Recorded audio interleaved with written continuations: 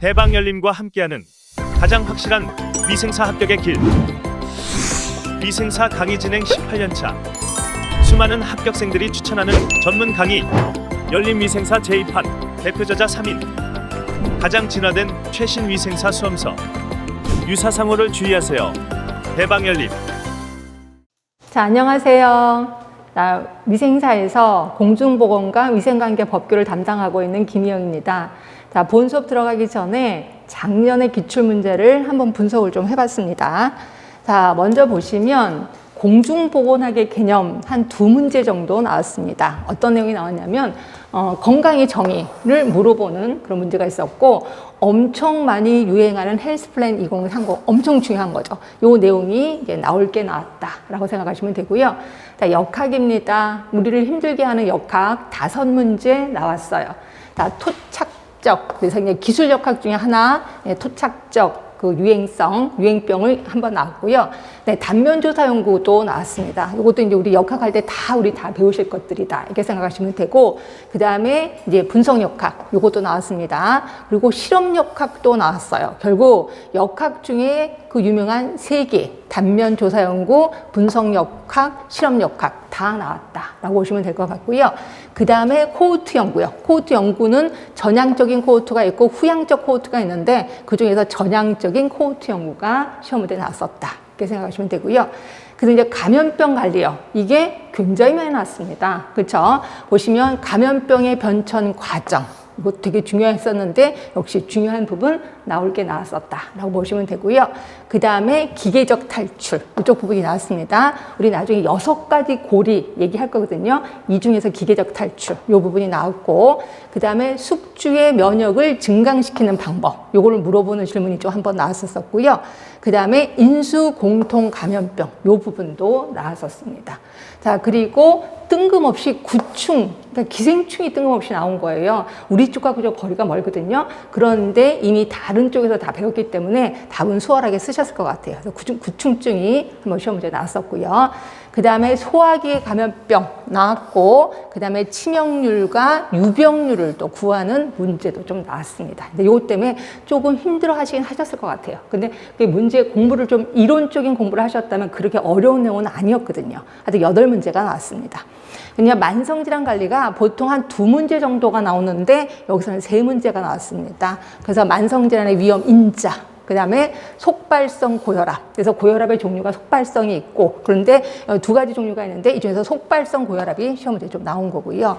그 다음에 만성질환의 예방 대책. 그래서 대부분 만성질환 쪽에 좀 포커스 돼서 점점 더 많이 나오지 않을까라는 생각을 좀 하기도 합니다. 자, 그러면 이제 여러분이 엄청 많이 힘들어하는 보건행정이요. 그래서 혹시라도 여러분들이 보건행정을 처음 들으신 분들은 뭐 이렇게 어려운 학문이 다 있어, 이렇게 얘기를 하시거든요. 그런데 7문제나 나왔습니다. 자, 이 중에서 WHO 워낙 중요하잖아요. 그 조직이 한번 나왔고요.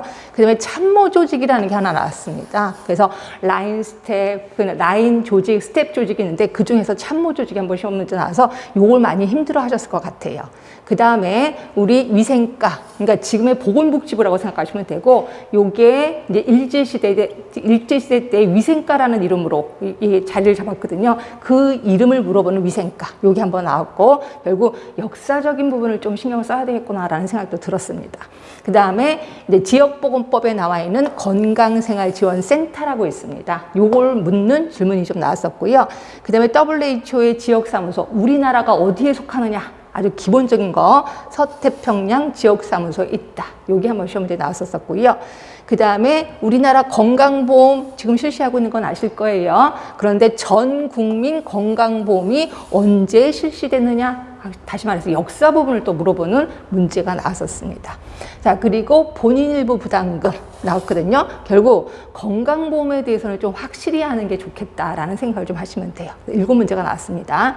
근데 보건관리 쪽은 워낙 그 범위가 넓다 보니까 한 10문제 정도 나왔습니다. 예전에는 이보다 좀 더 많이 나왔는데 10문제 정도 나왔고요.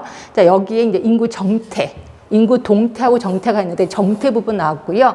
그 다음에 피라미드형을 물어보는 이제 문제도 나왔습니다. 그 다음에 이제 식품 하시는 분은 아실 거예요. 단백질에 대해서 이제 물어보는 문제도 나왔고요.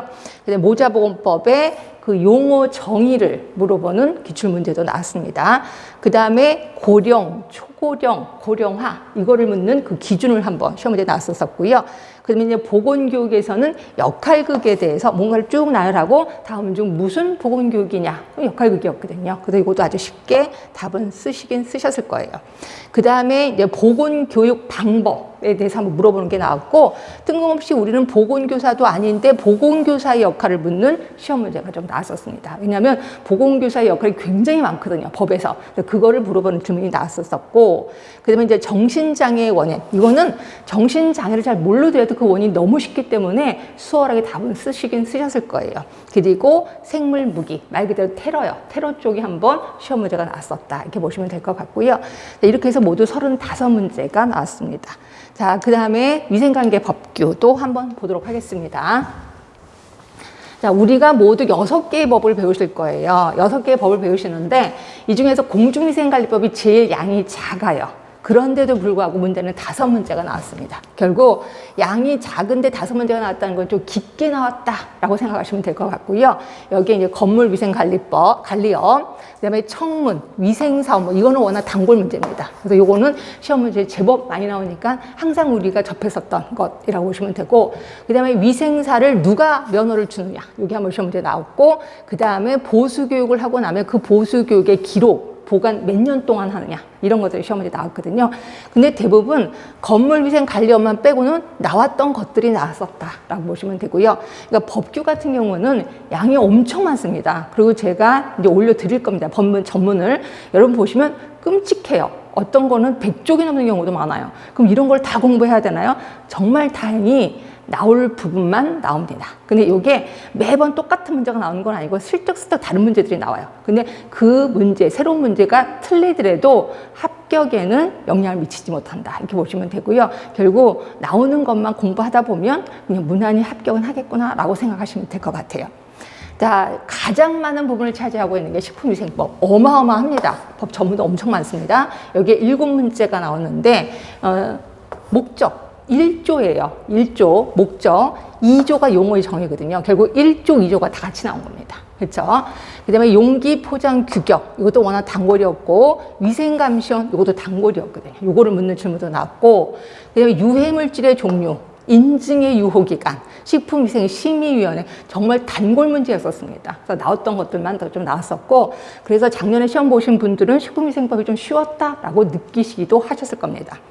자, 근데 이제 감염병 예방법은 코로나 때문에 그런지 6문제 정도 나왔거든요. 근데 이거는 매번 나올 겁니다. 코로나가 아니더라도 이 정도 문제는 나올 건데 이 중에서 신고하는 거예요. 신고 절차, 요거를 물어보는 이제 문제가 나왔었고 그 다음에 업무 종사 제한 감염병. 그래서 그 감염병에 걸리면 일시적으로 그 일에 종사하지 못해 라고 하는 게 있었습니다. 그거에 대해서 우리는 그때 막 구구단 외우듯이 외웠던 기억이 나거든요. 그 부분에 대해서 시험 문제가 나왔었고 그 다음에 소독업의 신고, 누구한테 신고하느냐? 여기 한번 나왔었고 그 다음에 예방접종 증명서. 제가 작년에 이거 굉장히 중요하다라고 얘기했었는데 요게 이제 시험 문제가 나왔었습니다. 그래서 예방접종 증명서를 띄워주는 사람이 누구냐? 이렇게 해서 한번 시험 문제가 나왔었고요. 그 다음에 우리 예방접종에는 필수 예방접종이 있고 임시 예방접종이 있거든요. 근데 대부분 필수 예방접종이 시험 문제에 나왔었는데 작년에는 임시 예방접종의 공고에 대해서도 나왔습니다. 그러니까 잘 안 나왔던 부분들이 좀 시험 문제에 나왔었다라고 보시면 되고 그 다음에 이제 보건소장에게 신고하는 그 내용이요. 아까는 신고 절차가 시험 문제에 나왔었고 그 신고 내용도 시험 문제가 나온 거예요. 그만큼 코로나 때문에 신고에 대해서 굉장히 많이 조금 문제가 나왔었다라고 보시면 될 것 같아요. 그래서 모두 6문제가 나왔고요. 그 다음에 이제 먹는 물 관리법도 요거 양이 장난이 아닙니다. 얘도 많거든요. 얘는 5문제 정도 나옵니다. 근데 얘야말로 나올 부분만 나옵니다. 그리고 나오고 그 조가 나왔으면 그 다음 주에는 그 조 바로, 그러니까 예를 들어 5조가 시험 문제 나왔으면 그 다음에는 4조가 나오고 또 그 다음에는 뭐 6조가 나오고 이런 식으로 해서 그 조의 중심으로 왔다 갔다 이렇게 시험 문제가 좀 나오거든요. 그래서 먹는 물 관리법은 제가 이렇게 수업을 할 때 이런 부분만 나왔습니다라고 하면 그 부분만 공부하셔도 합격에는 영향을 그러니까 합격은 무난히 하실 겁니다. 자, 일단 샘물 허가, 누구한테 허가를 받느냐. 그리고 2조인 용어의 정의. 이 부분은 워낙 중요하니까 좀 기억해 두시면 되고 샘물 보존 구역의 지정 누가 하느냐. 그죠? 그리고 시도지사가 허가하는 업종이 있습니다. 이것도 제가 구구단 외우듯이 외우라는 게 있거든. 근데 그거에 대해서 시험 문제 좀 나왔었고요.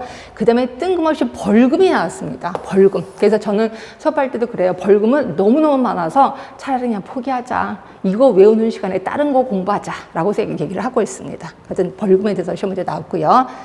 그 다음에 폐기물 관리법도 얘가 조금 양이 많거든요. 근데 딸랑 한 문제 나옵니다. 그렇죠? 그래서 저는 그냥 틀려버리자 뭐 이렇게도 표현하긴 합니다. 근데 대부분 요게 나와요. 기록 보존 연도. 워낙 중요한 게. 그러니까 폐기물 관리법이든 하수도법이든 양은 많은데 문제가 한 문제 나오거든요. 근데 대부분 나오는 부분만 좀 나옵니다. 그렇다고 그 부분만 계속해서 나오는 게 아니라 예를 들어 6조, 그다음에 12조, 그다음에 70 몇 조. 그럼 그 정도 항상 돌아가면서 그렇게 문제가 나온다는 거죠. 그래서 제가 수업 시간에도 이렇게 기출된 것들만 얘기를 좀 해드릴 거니까 그것만 좀 공부하시면 될 것 같고요. 그래서 작년엔 기록 보존 연도 물어보는 거 나왔었고 하수도법에는 공공하수도 관리 상태 점검 주기가 한번 시험 문제에 나왔었습니다. 그래서 문제는 그렇게 어렵지는 않을 거다라고 생각하시면 될 것 같고요. 자, 그리고 혹시 공부하시다가 여러분들 진짜 모르는 게 있어요. 그리고 조금 내가 생각했던 거랑 나는 이론을 배울 때 이렇게 이해를 했거든. 근데 문제를 풀다 보면 내가 이해했던 거랑 좀 달라. 이러신 분들이 있을 거예요. 그랬을 때는 지체 없이 자기 본인 나름대로 해석하시지 마시고 꼭 질문을 해 주셔야 돼요. 그래서 질문은 여기서 해 주시면 됩니다. 자, 네이버 카페 영양만점, 위생만점 여기에 들어가시면 질문하는欄이 있어요. 여기에 질문하시면 제가 이제 제 핸드폰으로 여러분 질문해서 딱 하면 띨릉 하고 연락이 옵니다. 제 핸드폰으로. 그럼 바로 제가 연락을 이렇게 바로 답변을 달아드리는데 그렇다고 해서 제가 바로 달아드리지 못해요. 왜냐하면 어떤 데는 강의도 있고 하다 보니까 좀 늦을 수도 있어요. 적어도 1시간 이내 아니면 많게는 2시간 이내에 꼭 답변을 달도록 노력을 좀 하겠습니다. 자, 그러면 우리 이제 작년의 기출문제를 한번 훑어봤고요. 자, 근데 솔직히 우리가 만점 받는 게 목적은 아니에요. 그렇죠? 어떻게든 합격만 하면 된단 말이에요. 그렇다고 해서 과락 40% 이게 목표는 좀 그렇잖아요. 그래서 저는 목표가 한 60%, 60점만 받으면 성공한 거다. 뭐 합격에는 무난한 거죠. 예, 그래서 제 목표는 60점이다 라고 보시면 되고 그럼 어떻게 수업을 할 건데 수업 이런 식으로 할 겁니다. 제가 맨 처음에 이제 한번 전체적으로 훑어드릴 거예요. 그러니까 제일 처음에는 숲을 볼 겁니다. 그래서 칠판에 제가 이런 것들을 배울 겁니다라고 쭉 쓸 겁니다. 그러니까 숲을 한번 보는 거죠. 그리고 여기에 중요한 포인트를 제가 얘기를 해드릴 겁니다. 자, 그리고 나서 이제 말만 얘기하는 거예요. 여기까지는. 그 다음에 여러분 책을 보고 줄을 쳐드릴 겁니다. 왜냐면 말로만 얘기하면 여러분들이 금방 잊어버리잖아요. 그래서 책을 보고 제가 조금 전에 중요했던 부분을 다시 줄을 쳐드릴 겁니다. 그때는 이쪽 부분은 기출문제도 나왔었고 이쪽 부분은 되게 중요하니까 반드시 외우시고 이쪽 부분은 그렇게 중요하진 않지만 기출문제 나오진 않았지만 그래도 좀 알고는 있어라. 뭐 이런 식으로 얘기를 할 거고 어떤 부분은 과감하게 이거는 그냥 넘어갑니다. 이렇게도 얘기를 할 겁니다. 그래서 책을 보고 줄을 칠 거고요. 그리고 제가 이제 3시간을 배우는데 마지막 시간에 한 10분 정도 남겨놓고 일명 가로놓기를 할 겁니다. 자, 이거는 PPT 자료를 보면서 지금까지 배웠던 3시간 동안 배웠던 거를 다시 한번 리마인드를 시키는 거예요. 회상을 시키는 겁니다. 그래서 가로놓기에서 답을 그 가로 안에 있는 단어를 머릿속에 좀 기억을 해라 라고 보는 거예요. 결국 똑같은 이론을 3번 할 겁니다. 3번. 3번만 하나요? 죄송하지만 다음 주에 쪽지 시험이 또 기다리고 있을 겁니다. 오늘 배운 거를 다음 주에 쪽지 시험을 그러니까 좀 일찍 오셔야 돼요. 일찍 오셔서 쪽지 시험에 답을 좀 달아야 된다. 이렇게 보시면 되고요. 결국 똑같은 내용을 4번 하게 됩니다. 그러다 보니까 정말 중요한 건 당연히 그냥 저절로 암기가 된다라고 보시면 돼요. 그래서 저는 그냥 암기 쪽에 포커스를 줄 겁니다. 암기 쪽에. 물론 이해도 하시긴 하셔야 되겠지만 중요한 건 암기라고 생각하시면 돼요. 그래서 달달달달 하다 보면 어느새 이제 외우게 된다. 이렇게 보시면 될 것 같고요. 자, 그러면 이 정도 제가 잔소리를 좀 하고요. 그다음 이제 본격적으로 수업 들어가도록 하겠습니다. 자, 책은 이쪽이에요. 우리 이제 공중보건학의 개념 좀 들어갈 건데, 자, 우리 맨 처음에 공중보건학의 개념에 맨 처음에 건강의 정의부터 들어갈 거예요. 건강의 정의. 자, 그리고 건강의 정의가 끝나고 나면 공중보건의 정의를 들어갈 겁니다. 공중보건의 정의. 자, 그리고 나면 여러분들이 조금 힘들어하는 역사에 대해서 하도록 하겠습니다. 역사. 자, 그리고 요 개념은 좀 알아두세요. 1차 보건의료라는 말이 있고 좀 낯설 수도 있어요. 1차 보건의료 그리고 또 하나가 건강증진 요 두 가지 개념에 대해서 얘기하도록 하겠습니다. 오늘 진도상으로는 요 1차 보건의료하고 건강증진 다는 나가지 못할 거예요. 하여튼 조금만 맛보기로 좀 하겠습니다. 자, 그럼 이제 건강의 정의. 자, 건강의 정의는 어떤 식으로 들어갈 거냐면 제일 중요한 WHO 건강의 정의. WHO가 건강을 뭐라고 얘기했는지 정말 중요합니다. 요게 시험 문제 좀 단골 문제였다. 이렇게 보시면 되고요. 그러면 두 번째는 학자들이 제시한 건강의 정의가 있을 거예요. 학자들이. 근데 정말 안타깝게도 요게 시험 문제 아직까지 나오진 않습니다. 근데 요게 나올 수밖에 없거든요. 그래서 학자들이 되게 많은데 이 중에서 저는 학자를 한 5분 정도만 하겠습니다. 5분. 그래서 하나가 버나드라는 사람. 이 사람 굉장히 유명한 사람이거든요. 그리고 던이라는 사람도 있습니다. 이 사람도 공부할 거고요. 자, 그 다음에 세 번째는 라논드 하겠습니다. 이 사람도 워낙 유명한 사람이라서 라논드 할 거고요. 그 다음에 팔슨 하겠습니다. 그리고 캐슬콥이라는 사람도 있어요. 캐슬콥. 요 5분에 대해서 하겠습니다. 그래서 이 5분 하면은 요 분이 무슨 말을 했다라는 거는 기본으로 머릿속에 좀 들어가는 게 제일 좋을 것 같아요. 자, 그리고 세 번째는 순서를 약간 바꾸겠습니다. 건강 모형이라는 게 있어요. 건강 모형. 그래서 그 유명한 생의학적 모형, 생태학적 모형 들어보신 분 있으실 거예요. 요거에 대해서 좀 할 거고요. 그리고 나서 네 번째는 건강 개념의 번천, 건강 개념의 변천에 대해서 하도록 하겠습니다. 자, 이 중에서 시험 문제 나왔던 거는 WHO다라고 표현했고요. WHO는 뭐라고 표현했냐면 단순히 허약하거나 아픈 것이 아니야. 그럼 뭐냐? 요거 단어를 외우셔야 돼. 신체적, 그리고 정신적, 그리고 사회적으로 안녕한 상태라고 표현했어요. 요게 WHO가 제시한 건강의 정의예요. 외우셔야 돼. 이 중에서 시험 문제는 사회적인 안녕, 요게 시험 문제 나왔거든요. 그죠? 그럼 신체적인 안녕이라는 게 뭔데? 말 그대로 질병이 없는 걸 얘기하는 거겠지 뭐. 그렇죠? 내 몸에 병이 없어. 그럼 나는 신체적으로 건강한 거야. 라고 보는 거고, 정신적인 안녕은 뭐 정신적으로 건강한 거야. 뭐 감이 잡히실 겁니다. 그러면 사회적인 안녕이 뭔데? 자, 내가 사회생활을 잘하는 거죠. 근데 이때 사회생활을 남들이 인정하는 사회생활이야. 내가 도둑질이 내 사회생활 이러면 안 되는 거죠. 그래서 내가 학생이라면 학생으로서의 사회생활을 잘해. 물론 여기 앉아있으면 엉덩이도 아프고 머릿속도 혼란스럽고 정신도 하나도 없어. 그래도 나 여기 앉아있잖아. 제 시간에. 그러면 나는 사회적으로 안녕한 거다라고 표현을 하고 있는 거죠. 그래서 본인의 직업에 충실하면 사회적으로 안녕한 거다라고 표현을 하고 있습니다. 이게 WHO가 제시한 건강의 정의. 이 3개 단어만 기억해 주시면 됩니다. 자, 그러면 학자들의 정의는 시험지에 잘 나오진 않는다 그랬습니다. 그래도 외우실 분은 요 5사람. 자, 일단 버나드 요거 들어갈게요. 버나드는 이거 보세요. 이거 별로 안 예쁘죠. 자, 요거 별로 안 예쁘죠. 자, 요거 괜찮아요. 결국 위아래가 균형을 받아야 돼. 근데 버나드는 뭐라 그랬냐? 위아래가 아니라 자, 내부 환경과 외부 환경이, 그러니까 외부 환경이 바뀌었을 때 내부가 발빠르게 움직여. 그래서 균형을 받아. 그러면 나는 건강한 거다라고 표현한 거야. 결국 버나드는 균형에 대해서 얘기를 한 거예요. 외부 환경, 내부 환경. 그러니까 외부 환경이 바뀌었을 때 내부 환경이 발빠르게 변화가 돼. 그러면 나는 건강한 거다라고 표현을 하고 있는 거죠. 요게 버나드. 그러니까 여러분들은 외부 환경, 내부 환경 요것만 딸랑 외우시면 될 것 같긴 해요. 자, 그다음에 이제 던이라는 사람. 자, WHO랑 던이하고 저는 항상 비교를 하는데요. WHO는 뭐라 그랬어요? 신체적, 정신적, 사회적으로 안녕한 거다. 그럼 만약에 신체적으로 안녕하지 못해. 그러면 이건 아픈 거야. 이렇게 표현한 거예요. 결국 건강한 거다, 아픈 거다. 딱 이분법적 사고를 한 거죠. 결국 WHO는 이분법적 사고예요. 이분법적 사고. 건강하지 않으면 아픈 거야. 그런데 비해서 던은 뭐라고 했냐면요. 연속성 개념을 제시합니다. 연속성 개념을 제시해서 이쪽으로 갈수록 건강한 거야.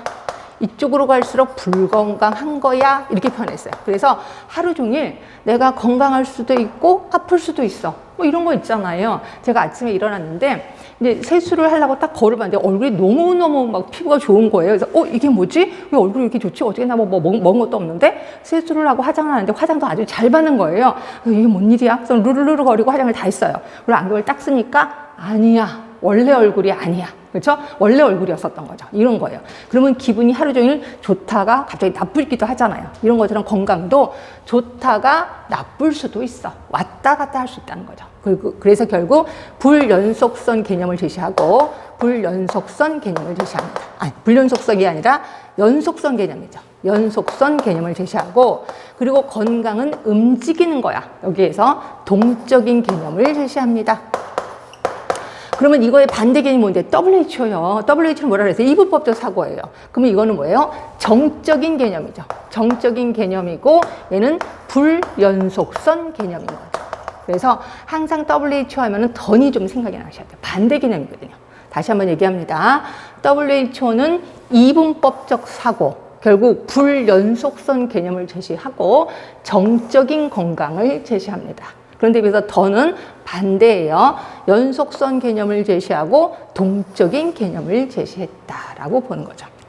자, 그 다음에 엄청 중요한 라논드. 한 번은 라논드가 시험 문제에 나와야 되는데 아직까지 안 나와. 속상해 죽겠습니다.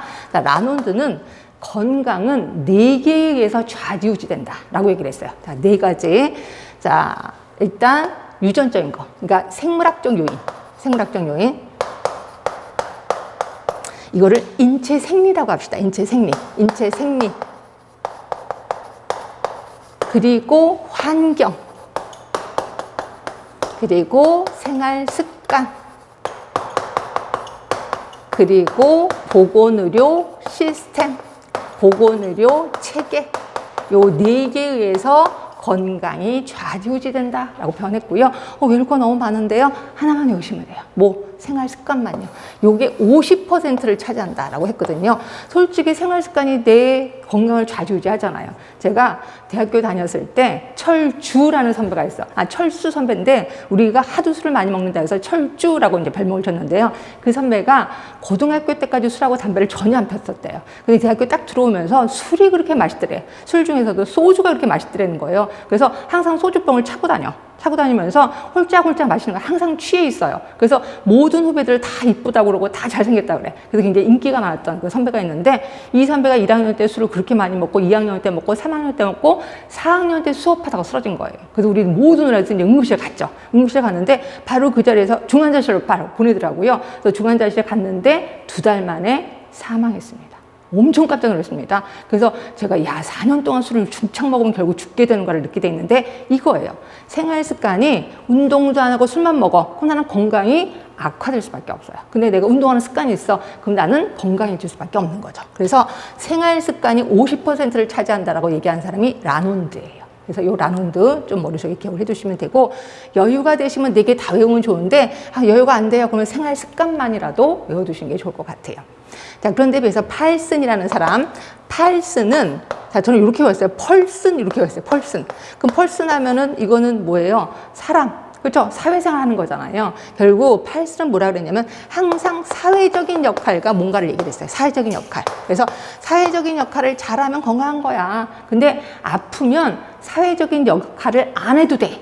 그래서 사회적인 일탈을 얘기를 했습니다. 내가 아파. 오늘 학교 못 나가도 되잖아요. 그렇다고 내가 학교 못 나간다고 게임만 하면 안 되는 거지. 그럼 어떻게 해야 돼? 병원에 가야 된다는 거죠. 그래서 내가 아프면 사회적인 일탈을 허용하는데 그렇다고 해서 환자의 역할을 등한시하면 안 돼. 환자의 역할이 뭔데? 병원에 가서 치료받으려고 노력을 해야 된다. 이렇게 보시면 돼요. 그래서 항상 팔스는 사회적인 역할에 대해서 얘기를 한 사람이라고 보시면 되고요. 근데 캐슬콥 요분도 왜 안 나오나 싶기도 합니다. 요분은 요거는 그 3단계를 얘기를 해요. 사람의 3단계. 그래서 맨 처음에는 예방보건행동이라고 표현해. 예방행동이라고 보시면 돼요. 그러니까 이거예요. 건강하다고 믿는 사람이 이 건강을 유지할 수 있다라고 생각을 해. 그러면 건강을 유지하려면 뭐 하겠어요? 운동하고 맛있는 거 먹으러 다니고 그리고 술 안 먹고 담배 안 피고 이런 행동을 하겠죠. 그래서 이런 행동을 해서 건강을 유지할 수 있어. 또 질병을 예방할 수 있어 라고 생각하는 사람들이 하는 행동이야. 이게 예방보건행동이라고 표현합니다. 자, 그러다가 아파요. 아픔 행동이에요. 자, 아픔 행동은 예를 들어서 밥을 먹었는데 소화가 안 돼. 그럼 여러분 어떻게 하세요? 밥 먹었는데 소화가 안 돼. 어떻게 해요? 괜찮겠지 뭐. 근데 그 다음에 또 계속 소화가 안 돼. 어떻게 해요? 네, 그렇게 하잖아요. 집에 있는 소화제 주워 먹잖아요. 그런데도 불구하고 일주일이 지났는데 또 계속해서 소화가 안 돼. 그럼 어떻게 해요? 저는 이렇게 엄마한테 따달라고 그래요. 엄마 나 바늘 좀 따줘. 이렇게 그래요. 근데 따줬는데도 또 계속 아파. 그러면 그때서야 병원에 갑니다. 이런 모든 행동을 아픔의 행동이라고 표현해요. 아프다고 느끼는 사람들이 하는 행동이에요. 물론 병원에 가는 것까지지. 자, 그리고 나서 의사한테 진찰을 받았더니 의사가 당신 암입니다. 이렇게 표현해요. 그다음부터는 암을 고치기 위해서 노력을 하겠죠. 이거를 우리는 환자 역할 행동이라고 표현합니다. 환자 역할 행동. 결국 아픔의 행동과 환자 역할 행동의 차이점은 그쵸. 진단받기 전이다. 아픔 행동입니다. 진단받은 이유다 하면 환자 역할 행동으로 들어간다라고 보시면 돼요. 그래서 이게 진단받기 전이냐 후냐. 그래서 대부분 우리 쪽은 한 번도 시험 문제 나온 적은 없는데 다른 쪽에서는 시험 문제가 어떻게 나왔냐면 예를 들어서 환자가 병원에서 폐암으로 진단을 받았다. 폐암을 고치기 위해서 항암요법을 수행했다. 이거는 무슨 행동이냐 이렇게 나와요. 그럼 이거는 진단을 받았기 때문에 환자 역할 행동이라고 답을 써주시면 되는 거죠. 그래서 요거 단계만, 요거 그 기준치만, 그거만 좀 기억을 해두시면 될 것 같고요. 자, 일단 여기까지 줄 좀 쳐보겠습니다. 자, 책은 이쪽이고요. 거기에 맨 꼭대기에 WHO 나옵니다. 자, WHO는 단순히 질병이 없거나 허약하지 않은 상태만을 의미하는 것이 아니고, 여기까지 그냥 슬쩍 넘어가시라 했습니다. 외우실 거 신체적, 정신적, 사회적인 안녕이에요. 이 중에서 시험 문제 나오는 거는 사회적인 안녕이다 라고 표현했고요. 그렇다고 해서 신체적인 안녕, 정신적 안녕 한번 읽어는 보세요. 자, 일단 저는 정신적 안녕 잠깐만 읽어볼게요. 자, 본인이 생각하는 이상적인 자아, 다른 사람에 비친, 눈에 비친 나, 현실적인 나, 요 세 사람이 일치가 되면 건강한 거야. 근데 앞에 남이 보는 나가 다르고 또 내가 생각하는 나가 다르고 이러면 이거는 조금 아픈 거다라고 본다는 거죠. 자, 사회적인 안녕만 좀 기억하자라고 얘기를 했고요. 자, 사회적인 안녕에 오른쪽으로 쭉 가시면 써 있을 거예요. 각자 나름대로의 역할과 기능을 충실히 수행할 수 있는 상태. 그러니까 내가 사회생활을 잘하는 거죠. 이런 거를 우리 사회적인 안녕이라고 표현했습니다. 자, 학자들의 개념, 물론 히포크라테스도 있지만 요거는 나중에 역사에서 다시 만날 겁니다. 이건 슬쩍 넘어갈게요. 자, 버나드. 자, 버나드는 외부 환경 변동에 대해서 내부 환경의 항상성이 유지되는 상태. 그죠? 그래서 항상성설. 그러니까 호메스타시스라고 해서 항상성. 예, 요게 버나드. 균형을 잘 받는 거죠. 자, 던입니다. 던은 건강과 불건강의 연속선 개념, 그리고 제가 이걸 뭐라 그랬어요? 동태적 개념이다 라고 표현했습니다. 요거의 반대가 누구라고요? WHO. WHO는 불연속선 개념을 제시했고 정적인 건강을 제시했다. 자, 그럼 라논드입니다. 라논드. 자, 라논드는 네 가지라 했습니다. 환경, 그리고 생활 방식, 이거를 저는 생활 습관이라고 표현했고요. 그다음에 인간 생물학, 이게 이제 인체 생리를 얘기하는 겁니다. 그다음에 보건의료 체계, 보건의료 시스템, 요 네 개로 건강이 좌지우지 되는데 이 범주 중에서 생활 방식, 이게 가장 중요한 것으로 얘기를 하고 있다. 50%라고 아까 제가 얘기를 했을 겁니다. 네, 팔슨입니다. 자, 팔슨은 사회적인 역할과 임무를 효과적으로 수행할 수 있으면 최적의 건강 상태. 그래서 항상 사회적인 역할과 뭔가 얘기를 한 사람이 팔슨이라고 표현했습니다. 자, 옆에 가시면 캐슬 있을 겁니다. 캐슬 콥 있을 겁니다. 자, 이분은 이게 조금 순서가 바뀌었죠? 저 밑에부터 보겠습니다. 예방 보건 행태. 자, 이거는 스스로 자신이 건강하다고 믿고 있는 사람들이 증상이 없을 때 하는 행위. 그래서 체중을 조절한다든가 금연한다든가 예방접종을 받는다든가 이런 걸 예방보건 행태라고 표현합니다. 자, 그리고 드디어 아파요. 아픔 행태입니다. 스스로 아프다고 생각하는 사람이 의사의 조언을 얻고 관련된 행동을 얻는 거, 물론 바로 병원에 가지는 않을 거예요. 아까 말한 대로 집에 있는 약을 주워 먹는다는 거, 또 엄마한테 따달라는 거, 이런 모두 다 아픔 행태, 결국 진단받기 전이다라고 표현했고요. 그리고 이제 환자 치료 행태, 이제 환자 역할 행태 이렇게도 표현합니다. 치료를 받고 있는 과정에서 치료 지침에 대한 반응을 나타내는 거고 말 그대로 순응하는 거죠. 그러니까 순응한다는 건 결국 의사가 하라는 대로 그대로 따르는 거예요. 이거를 환자 치료 행태 또는 환자 역할 행태라고 표현하고 싶으면 되는 거죠. 이게 캐슬 콥입니다. 자, 이렇게 해서 우리 학자들이 말한 건강의 개념 얘기를 했고요. 자, 그 다음에 우리 뭘 할 거냐면 건강 모형 하겠습니다. 건강 모형도 시험 문제 한 번도 나온 적은 없는데 왜 안 나오나 싶기도 합니다. 자, 일단 이렇게 해서 줄게요. 자, 건강 모형은 순서를 꼭 굳이 지킬 필요는 없지만 일단 순서대로 제일 처음이 뭐가 나오냐면 제일 처음이 생의학적 모델이 나옵니다. 생의학적 모델. 자, 생의학적 모델은 뭐냐면요. 뭐와 뭐의 관계냐면 숙주와 병원체 간의 관계예요. 근데 이전에 생의학적 모델은 조금만 깊게 들어갈게요. 심신이원론을 주장합니다. 심신이원론은 뭐냐면 이게 마음이거든요. 마음심. 그리고 신은 몸입니다. 그러니까 몸과 마음은 따로따로야 라고 얘기하는 거예요. 그래서 몸이 아픈, 마음이 아픈 거는 어떻게 할 수가 없어. 의사가 못해. 이건 하늘에 계신 이는 하느님이 알아서 할 거야. 근데 몸이 아픈 건 이거는 내가 치료해 줄게. 그래서 의사가 몸이 아픈 거에 대해서만 얘기를 해줍니다. 그래서 이때 당시에는요, 환자 수술을 하잖아요. 지금 마취제라는 게 있는데 그때는 마취제가 없었어요. 그럼 어떻게 했냐면 환자한테 술을 먹여요. 술을 먹이고 배를 쩍 걸라. 그럼 환자가 막 아프다고 소리 지르면 야, 술 더 먹여? 이러는 거예요. 계속 술 먹이고 이쪽은 수술을 하는 거예요. 그러고 나서 이제 환자가 술을 많이 먹으면 이제 뭐 기절 비슷하게 하잖아요. 그렇게 놓고 수술을 다 합니다. 그래서 수술 다 해놓고 나서 수술 끝났습니다라고 딱 봤는데 죽었어. 그러면 하나님이 데려갔구나. 이렇게 얘기를 했어요. 이게 심신이원론 상황이에요. 그래서 몸, 마음은 따로따로다. 근데 솔직히 아니잖아요. 마음이 아프면 몸도 아프고 몸이 아프면 마음도 아프거든요. 그래서 이게 나중에 심신이론론으로 가게 된단 말이야. 근데 그때 당시에는 심신이원론의 마인드였었어요. 그래서 요 몸에 숙주라고 표현합니다. 숙주에 병원체가 들어가면 나는 아픈 거야. 근데 내 몸에 있던 병원체가 빠져나갔어. 그럼 나는 건강한 거야 라고 보는 거죠. 그래서 숙주와 병원체 간의 관계를 얘기한 게 생의학적 모델이라고 보시면 되고, 그 다음으로 만들어진 모델이 뭐냐면 생태학적 모델이에요. 자, 생태학적 모델은 하나가 더 생깁니다. 숙주, 그리고 병원체, 그리고 환경 하나 더 생깁니다. 그렇죠? 그러면서 요 환경이 중요하다라고 표현했고요. 이건 우리 나중에 역학에서 또 배울 겁니다. 역학에서 아주 지렛대를 제시합니다. 그래서 지렛대를 제시하고 이렇게 얘기하는 거죠. 그래서 여기는 지렛대 받침이야. 그리고 여기는 숙주야. 여기는 병원체. 아구나.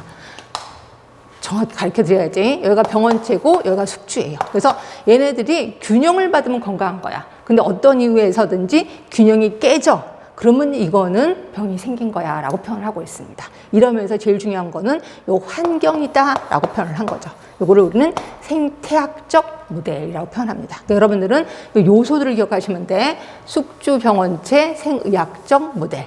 그리고 생태학적 모델은 숙주, 병원체, 환경. 이 중에서 중요한 거는 환경이다 라고 보시면 되고요. 그 다음에 세 번째는 사회 생태학적 모델이 있어요. 사회 생태학적 모델. 자, 사회 생태학적 모델은 숙주 그대로 내려옵니다. 그렇죠? 그리고 병원체, 환경, 묶어서 환경으로 내려와요. 결국 병원체를 환경 안에 집어넣은 거죠. 그리고 하나 더 생겼는데 이게 개인 행태예요. 자, 개인 행태가 뭔데? 이게 습관이에요, 습관. 그러니까 내가 담배 피는 습관이 있어, 뭐 술 먹는 습관이 있어. 요 습관이에요. 그걸 개인 행태라고 표현했고요. 이 중에서 제일 중요한 거는 개인 행태다라고 표현했습니다. 개인 행태. 자, 그 다음에 또 있습니다. 사회 문화적 모델이 있어요. 사회 문화적 모델. 얘는 그렇게 중요하진 않아요. 그런데 한번 뜻이나 좀 알려고요. 사회 문화적 모델은 여기에서는 준거 집단이라는 게 나옵니다. 준거 집단. 자, 준거 집단은 뭐냐면 예를 들어서 제가 이제 공무원이 됐어요. 공무원이 돼서 이제 계속 보건소를 다니고 있거든요. 근데 너무 아픈 거예요. 그래서 제가 계장님한테 계장님 저 오늘 너무 아파서 오늘 보건소에 못 나갈 것 같습니다. 이렇게 얘기를 해요. 그럼 계장님이 그래요. 어디가 아픈데? 어떻게 아픈데? 이렇게 얘기를 해요.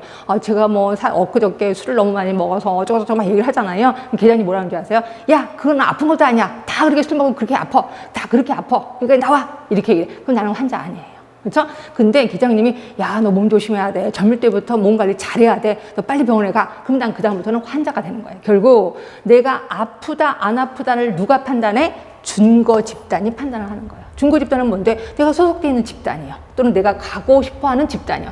그 준거 집단에서 아프다 안 아프다를 판단한다는 거죠. 그렇죠? 요걸 사회문화적 모델이라고 표현하는 거고요. 예를 들어서 우리 의료인들이요. 의사, 간호사들은 그 기준치가 굉장히 높은 거 아시죠? 그래서 어떤 간호사는요, 수술을 하고 여기다가 이게 코수를 딱 꽂고 그런 상태대로 환자를 간호하고 다닙니다. 그러니까 그런 건 아픈 건 아니야. 그냥 간호사들은. 그리고 코로나에 걸려도 다른 사람이 일주일 동안 격리하잖아요. 근데 간호사, 의사들은 그냥 한 3일 정도 격리하고 그냥 나와서 또 환자를 보고 있습니다. 이렇게 의사, 간호사들은 그 기준치가 굉장히 높은 편이다라고 보시면 돼. 하여튼 그 준거 집단이 판단한다. 이걸 우리 사회문화적 모델이라고 표현하는 거고요. 자, 무엇보다도 중요한 거, 총체적 모델이에요. 총체적 모델. 자, 총체적 모델은 4가지에서 좌지우지된다라고 표현했거든요. 자, 인체, 생리. 이렇게 얘기했다. 숙주가 내려왔는데 뭐라는 이름으로 내려왔냐면 인체 생리로 내려옵니다. 인체 생리. 그리고 환경 그대로 내려옵니다. 그리고 개인 행태가 뭐라고 내려왔냐면 생활 습관이라고 내려옵니다. 그리고 또 하나 생겼는데 보건의료 체계가 하나 생겨요. 보건의료 체계, 보건의료 시스템. 이거 어디서 많이 봤는데? 어디서 많이 보지 않았어요? 어디서 봤어요? 라논드가 얘기한 거 아니에요. 이 라논드라는 사람이 얘기한 거 아니에요. 그죠? 4가지. 이거예요. 라논드가 얘기한 게 총체적 모델이었구나. 그러면서 여기서 아까 라논드가 생활 습관이 중요하다 그랬잖아요. 여기서도 생활 습관이 중요하다라고 표현한 겁니다. 그래서 이게 순서대로 외우는 게 조금 편해요. 왜냐면 하나씩 더 생겼기 때문에. 그러면 여러분들은 숙주병원체 여기 하나 더 생겨요. 환경. 사회생태학점부터 하나 더 생겨서 개인 행태.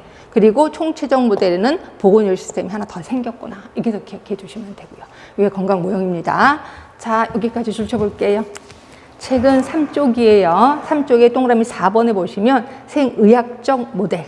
거기에 니은번에 보시면 데카르트의 정신, 육체, 이원론. 이걸 제가 아까 심신, 이원론이라고 표현했고요. 이거를 근거로 나타났다. 그래서 마음이 아픈 건 어쩔 수 없다 그랬습니다. 몸이 아픈 것만 신경 쓰겠다. 결국 기억본에 보시면 인체를 기계 부품처럼 이해를 한 거예요. 결국 그냥 기계 부품 나사만 바꿔주면 돼. 그러면 병이 나아진다라고 본 거고, 이거 예전에 어떤 선전에서 조그만 여자아이가 그 병아리가 죽었어요. 근데 병아리 죽은 걸 이렇게 갖고 오면서 엄마한테 엄마 병아리 고장났어 이렇게 얘기를 하더라고요. 그런 마인드가 생의학적 모델이라고 보시면 될 것 같고요. 얘는 보다 쓰셔야 돼. 병원체 숙주 간의 관계이다. 이걸 하나 써주시면 되는 거죠. 그 다음에 이제 생태학적 모델입니다. 생태학적 모델은 3가지. 자, 병인, 아까 병원체라면서요. 똑같은 말이라고 생각하시면 돼요. 병인에 대해서 나중에 얘기하겠습니다. 근데 여기서는 병원체, 병인 똑같이 이해를 하시면 될 것 같고요. 숙주, 환경. 이 중에서 제일 중요한 건 뭐라고요? 환경이라고 얘기를 했습니다. 그리고 니은번에 보시면 보이시죠? 병인, 숙주, 환경이 평형을 이룰 때 건강이 유지된다. 이 중에서 중요한 건 환경이다라고 표현을 한 거고요. 그 다음에 사회 생태학적 모델입니다. 거기에 니은번을 보세요. 자, 숙주 그대로 내려왔고 환경 내려왔습니다. 환경 안에 병원체가 들어가 있는 거죠.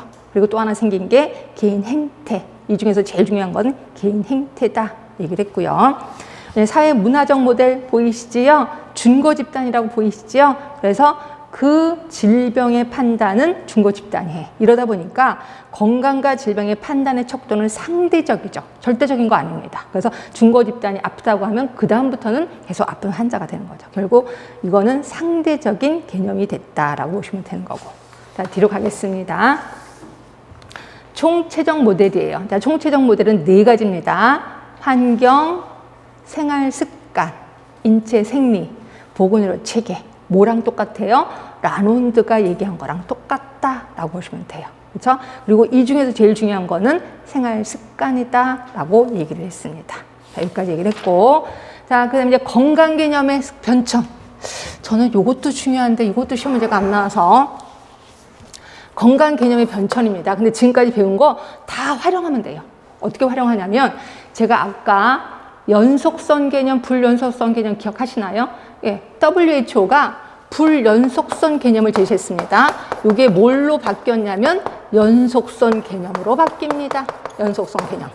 이해되시지? 자, 그럼 불연속선 개념은 정태적이라 그랬어요? 동태적이라 그랬어요? 정태적이라 그랬어요. 예, 정태적 모형이야. 정태적 모형. 요게 뭘로 바뀌었어요? 동태적 모형으로 바뀌어요. 건강은 움직이는 거야 라고 보는 거죠. 자, 그리고 아까 생의학적 모델 보이시죠? 사람 몸에 병원체가 들으면 아픈 거야. 이걸 우리 병리적 개념이라고 합니다. 병리적 개념. 병리적 개념이 뭘로 바뀌었어요? 생태학적 모형으로 바뀌었어요. 그래서 병리적 개념이 생태학적 모형으로 바뀝니다. 그러니까 여러분 뭐가 뭘로 바뀌었냐 이게 중요합니다. 대부분 이게 우리 쪽은 아직까지 안 나는데 다른 쪽에서는 이렇게 나와요. 병리적 개념이 뭘로 바뀌었느냐? 아니면 이런 걸 다 보기 중에 1, 2, 3, 4 해놓고 다음 중 옳지 못한 거 뭐냐 이런 식으로 나오거든요. 그러니까 여러분들은 뭐가 뭘로 바뀌었고 뭐가 뭘로 바뀌었고 이런 걸 좀 머릿속에 좀 기억을 해두시면 되고, 그 다음에 또 하나는 운명론적 사고야. 내가 아픈 건 운명이야. 나 타고난 거야. 그리고 내가 일찍 죽는 것도 운명이야. 이렇게 얘기했다가 이거는 내가 권리야. 그러니까 국가 책임이다 라고 보는 거야. 국가나 사회 책임이다. 그래서 내가 아픈 거는 국가가 나를 치료해주지 못해서 그래. 또는 사회가 나를 치료해주지 못해서 그래 라고 이런 식으로 개념이 점점 바뀌기 시작한다 라고 보시면 되고요. 그다음에 또 하나가 심신이론에서 생활 개념으로 바뀝니다. 요거는 순서가 있는데 요 순서 다 얘기할게요. 맨 처음에는 신체 개념이었어. 신체 개념, 그리고 심신 개념, 그리고 요게 생활 개념으로 바뀝니다. 자, 신체 개념은 아까 기억하시나요? 심신 이원론이요. 몸과 마음은 따로따로야. 그래서 이때 몸에만 신경을 쓴 거죠. 이게 신체 개념. 그러다가 몸과 마음은 하나잖아. 몸이 아프면 마음도 아프고 마음이 아프면 몸도 아프잖아. 그게 심신 이론론이에요. 심신 이론론. 결국 여기는 신체적인 것도 중요하고 정신적인 것도 중요한 거죠. 그래서 심신 이론론, 심신론입니다. 생활 개념. 자, 요거 하나 물어볼까 합니다. 지금은 여기는 몸만 있어서 그러니까 신체만 있었던 거예요. 그리고 심신 개념으로 바뀌면서 신체, 정신이 들어갑니다. 그러면 생활 개념에서는 하나가 더 들어갔는데 신체적, 정신적, 또 뭐? 사회적 개념이지. 어디? 아까 WHO가 얘기했잖아요. WHO가 사회적인 안녕을 제시했거든요. 결국 신체적인 안녕, 정신적인 안녕, 사회적인 안녕, 요게 생활 개념이었구나. 결국 WHO가 제시한 게 이게 생활 개념이었구나라고 기억을 해주시면 됩니다. 그렇죠? 다 우리 앞에 배웠던 거, 뒤에 배웠던 거 다시 한번 반복해서 나온다라고 보시면 돼. 다시 한번 볼게요. 책은 3쪽입니다. 건강개념 현점, 신체 개념, 19세기 이전입니다. 심신 개념, 몸과 마음은 하나죠. 그리고 생활 개념. 생활 개념은 뭐예요? 신체적, 정신적, 사회적인 안녕. 그러니까 사회라는 개념이 하나 더 들어간 거야. 그래서 이걸 생활 개념이라고 하는 거고, 이게 WHO가 제시한 건강의 정의. 정적 개념에서 동적 개념으로 바뀌었습니다. 제가 정태, 동태 이렇게 표현했을 거예요. 병리적 개념에서 생태학적 개념으로, 그리고 불연속성 개념에서 연속성 개념으로 바뀌었고, 운명론적 사고에서 이제 사회적 책임, 또 건강권, 나 건강한 권리가 있다는 거죠. 그래서 나 건강하지 않아? 국가가 나 치료해줘야 돼. 나 건강한 권리가 있으니까. 이렇게 바뀌었다는 거죠. 그래서 건강 개념 변천, 요거 좀 얘기를 했습니다. 자, 이렇게 해서 우리 건강에 대해서 얘기했습니다. 건강의 정의, 다시 한번 얘기를 할게요. WHO 건강의 정의 엄청 중요하다라고 표현했고, 학자들은 외울 여력이 있으면 외우세요. 근데 외울 여력이 있으면 요 5사람만 외우면 좋겠다라고 표현했고요. 그 다음에 건강 모형에 대해서도 그렇게 시험 문제 나오진 않는데, 하여튼 이렇게 딸랑딸랑 이렇게 단어들만 좀 머릿속에 좀 기억을 해주시면 될 것 같고, 그 다음에 건강 개념의 변천도 그렇게 시험 문제 나온 적은 없거든요. 근데 하여튼 요게 한 번은 나올 거예요. 정말 중요해서. 그래서 뭐가 뭘로 바뀌었다, 뭐가 뭘로 바뀌었다. 이런 식으로만 좀 기억을 해주시면 될 것 같아요. 자, 그 다음에 두 번째 공중보건의 정의 들어가겠습니다. 자, 공중보건의 정의는요, 여기서도 역시 그 윈슬로우 교수가 나옵니다. 자, 윈슬로우 교수가 제시한 공중보건의 정의 나올 겁니다. 이거 중요하거든요. 그 다음에 두 번째는 앤더슨이라는 사람도 있어요. 앤더슨. 이 사람도 되게 중요해요. 그래서 이 사람도 얘기할 거고, 그 다음에 세 번째가 공중보건과 유사한 학문이 있어요. 유사학문.